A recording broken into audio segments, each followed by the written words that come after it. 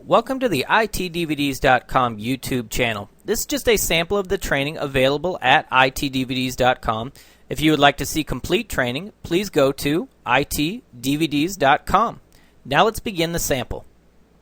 When it comes to performance and hardware planning, the type of disks we use will affect our performance and the overall capacity we're going to be able to have on our drives. There are 4 different types of drives that we can use: SATA, SAS or serial attached SCSI, fiber channel, and SSD or solid state disks. With SATA disks, these are actually going to be your lowest performing disks, but they're going to be your highest capacity disks. So if you need a lot of storage but don't need that much performance, then SATA disks can be the way to go. Now, we can also use RAID and use more SATA disks to get the performance we need combined with the capacity we need. So there's going to be a combination here of RAID level and type of disk to get the overall performance and capacity that you need for your particular environment. The next type of disk is going to be SAS or serial attached SCSI. These are normally going to be direct attached, whether internal to your server or directly attached to your server. And these perform well. They're going to perform better than your SATA disks, but you're going to get lower capacity.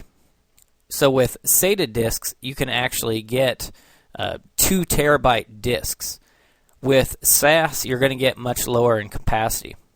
And it also depends on something called the form factor. You can have a 2.5 inch or 3.5 inch form factor, and basically that's just the size of the disk. And that can actually affect the capacity of the disk, but it's not going to affect performance. The next type is fiber channel, and this is going to be essentially the same as your serial attached SCSI disk as far as performance and capacity go. A fiber channel you're normally going to use in a SAN, so you're not normally going to use fiber channel that's direct attached to a server. The next type of disk is SSD or solid state. This is going to be your highest performing disk.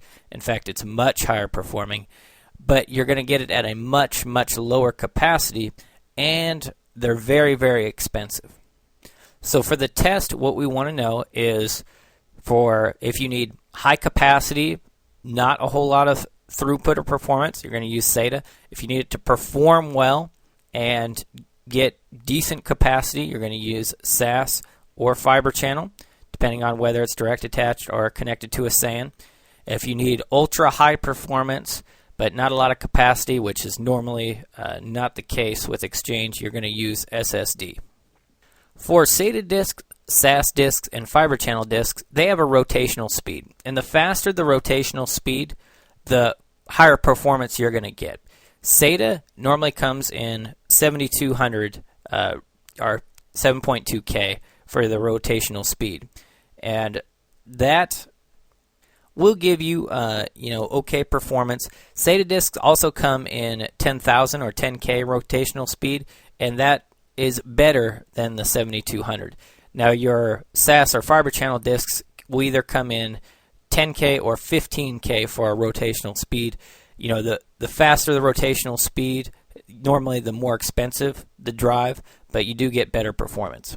And rotational speed does not, or is not a measurement of SSD, because SSD is solid state. There's no rotating spindle.